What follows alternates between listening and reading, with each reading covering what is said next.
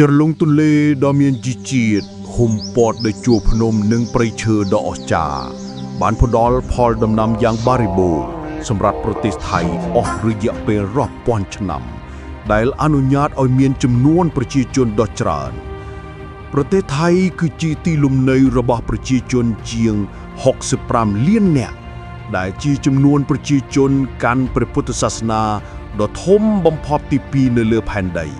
ហើយមិនដែលត្រូវបានគ្រប់គ្រងដោយមហាអំណាចអឺរ៉ុបឡើយមុនពេលជនជាតិថៃបានធ្វើចំណាក់ស្រុកពីភាគខាងត្បូងប្រទេសចិនចូលទៅក្នុងអ្វីដែលឥឡូវនេះ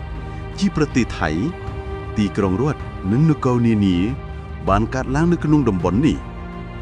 តាមរយៈកំណត់ត្រាចិនយើងដឹងថាផ្នែកភាគច្រើននៃតំបន់នេះបានស្ថិតនៅក្រោមឥទ្ធិពលនៃអាណាចក្រហ្វូណូនដែលទទួលឥទ្ធិពលឥណ្ឌា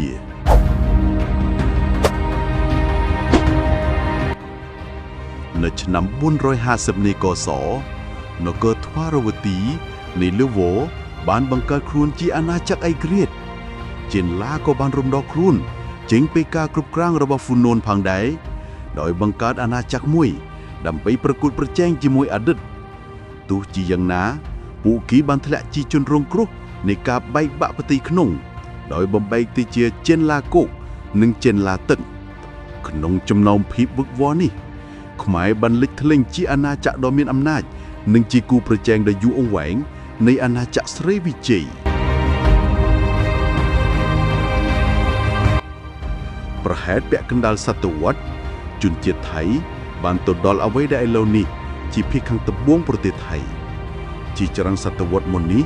ពួកគេបានធ្វើចំណាក់ស្រុកចេញពីភាគខាងត្បូងប្រទេសចិនដោយជៀសវាងការគ្រប់គ្រងរាជវង្សចិនដោយផ្ទាល់ហើយបានធ្វើដំណើរទៅភាគខាងត្បូងបន្តបណ្ដួងរហូតដល់ចូលទៅក្នុងទឹកដីខ្មែរនឹងមុនខ្មែរបានហៅពួកគេថាសៀម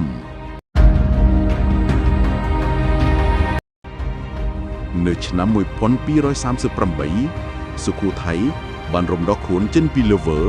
ដែលជាអ្នកចំណក់របស់អាណាចក្រខ្មែរដែលបង្កើតនគរថៃឯករាជ្យដែលសំខាន់ដំបូងគេនៅឆ្នាំ1290នគរមុនហេរញ្ញបុរីត្រូវបានផ្ដួលរំលំដោយឡាណាដែលបង្កើតរដ្ឋថៃដ៏មានអំណាចទី2សុខូថៃនិងឡាណាគឺជាសម្ព័ន្ធមិត្តដ៏រឹងមាំ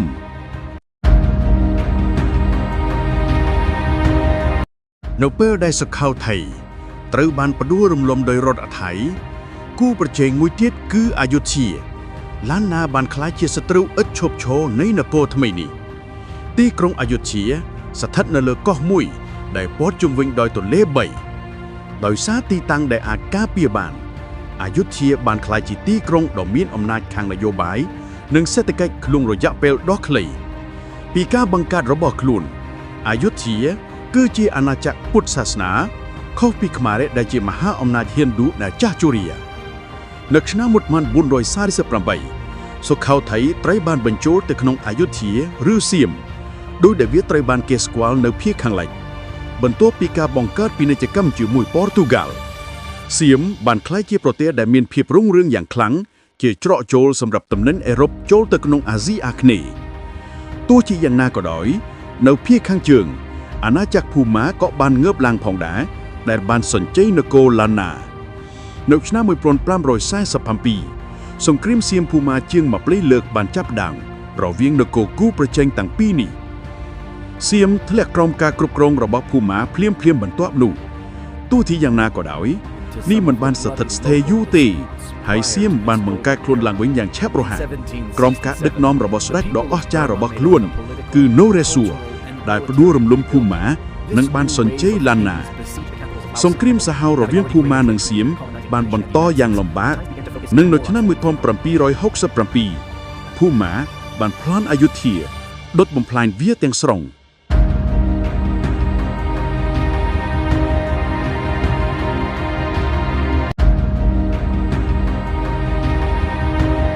ទោះបីជារាជធានីដែលមានអាយុកាលជាង400ឆ្នាំត្រូវបានកាត់បន្ថយទៅជាគំនរថ្មនិងផែកក៏ដោយក៏នេះមិនមែនជាទីបញ្ចប់សម្រាប់ជនជាតិថៃឡើយមន្ត្រីអភិជនម្នាក់ដែលមានដើមកំណត់ចិនខ្លះគឺតាក់ស៊ីន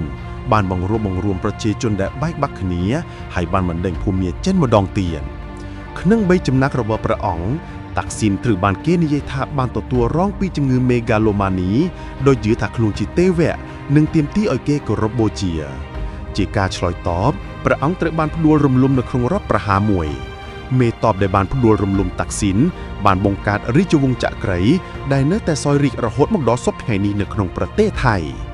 រាជវង្សចក្រីបានពង្រីកសៀមដល់កម្រិតដ៏ធំបំផុតរបស់ខ្លួនហើយតាមរយៈការទូតដ៏ប៉ិនប្រសប់និងការរក្សាទ័ពដ៏ខ្លាំងក្លា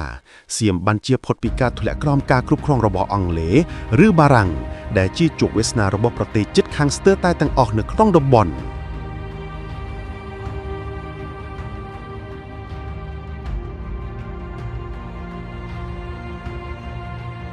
បដិវត្តសៀមឆ្នាំ1932គឺជាការធ្វើរដ្ឋប្រហារដែលគ្មានការបង្ហូរឈាមដែលនាំឲ្យរាជាធិបតេយ្យផ្ដាច់ការផ្លាស់ប្ដូរទៅជារាជាធិបតេយ្យអាស្រ័យរដ្ឋធម្មនុញ្ញក្នុងអំឡុងសង្គ្រាមលោកលើកទី2ប្រទេសថៃត្រូវបានគ្រប់គ្រងដោយសេនាប្រមុខភិពលសង្គ្រាម2ម៉ោងបន្ទាប់ពីជប៉ុនបានវាយប្រហារមូលដ្ឋានអាមេរិកនៅ Pearl Harborពួកគេបានឈ្លានពានប្រទេសថៃដែលបានផ្លាស់ប្ដូរចិត្តហើយបានចងសម្ព័ន្ធមិត្តជាមួយជប៉ុនដោយផ្ដុលឲ្យពួកគេនៅកាវចូលទៅកាន់ទឹកដីរបស់ខ្លួនដើម្បីវាយប្រហារភូមាបន្ទាប់ពីសង្គ្រាមប្រទេសថៃត្រូវបានកាន់កាប់ដោយកងកម្លាំងសម្ព័ន្ធមិត្តហើយបានក្លាយជាសម្ព័ន្ធមិត្តរបស់សហរដ្ឋអាមេរិកនៅក្នុងសង្គ្រាមត្រជាក់ប្រជាធិបតេយ្យបន្តិចម្ដងរបស់ប្រទេសថៃគឺជាដំណើរការដ៏ច្របូកច្របល់ហើយចាប់តាំងពីឆ្នាំ2019ច្បាប់អាជ្ញាសិទ្ធិត្រូវបានអនុវត្តដោយរដ្ឋាភិបាលយោធាដែលកំពុងកាន់អំណាចដែលបានសន្យាថានឹងអនុម័តរដ្ឋធម្មនុញ្ញថ្មីនិងរៀបចំការបោះឆ្នោតឲ្យបានឆាប់ទាមដែលអាចធ្វើទៅបាននេះគឺជាទិដ្ឋភាពសង្ខេបដ៏រហ័សនៃប្រវត្តិសាស្ត្រប្រទេសថៃសម្រាប់យើងនៅក្នុងមតិយោបល់ថាតើអ្នកគិតយ៉ាងណាចំពោះសេនាប្រមុខភិបុលសង្គ្រាមស្ថានភាពបច្ចុប្បន្ននៅក្នុងប្រទេសថៃឬសម័យកាលឬព្រឹត្តិការណ៍ណាដែលអ្នកយល់ថាគួរឲ្យចាប់អារម្មណ៍បំផុតនៅក្នុងប្រវត្តិសាស្ត្រថៃនេះគឺជា AP Memtus